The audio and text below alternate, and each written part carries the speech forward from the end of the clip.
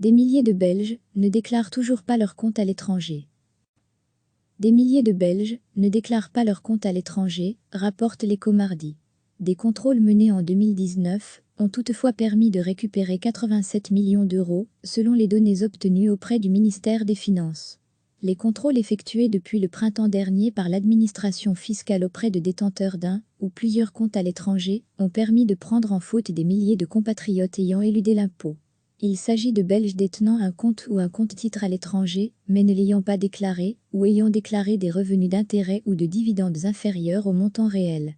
Ces contrôles ont été rendus possibles grâce aux échanges d'informations, de plus en plus nombreux et détaillés, entre les États membres de l'Union européenne, la Suisse et d'autres pays sur les comptes détenus chez eux, par des ressortissants d'autres pays.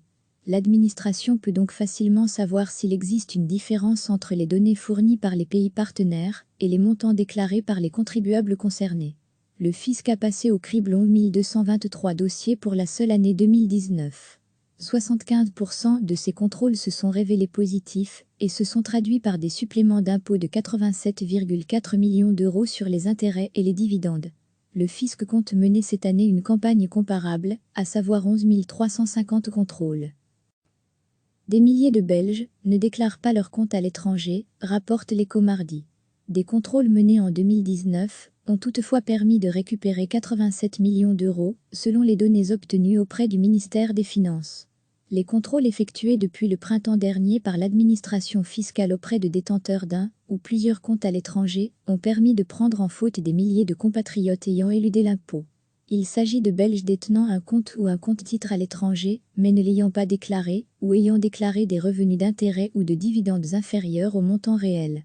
Ces contrôles ont été rendus possibles grâce aux échanges d'informations, de plus en plus nombreux et détaillés, entre les États membres de l'Union européenne, la Suisse et d'autres pays sur les comptes détenus chez eux, par des ressortissants d'autres pays. L'administration peut donc facilement savoir s'il existe une différence entre les données fournies par les pays partenaires et les montants déclarés par les contribuables concernés. Le fisc a passé au crible 11 223 dossiers pour la seule année 2019. 75% de ces contrôles se sont révélés positifs et se sont traduits par des suppléments d'impôts de 87,4 millions d'euros sur les intérêts et les dividendes. Le fisc compte mener cette année une campagne comparable, à savoir 11 350 contrôles. Cliquez sur s'abonner pour recevoir les dernières nouvelles.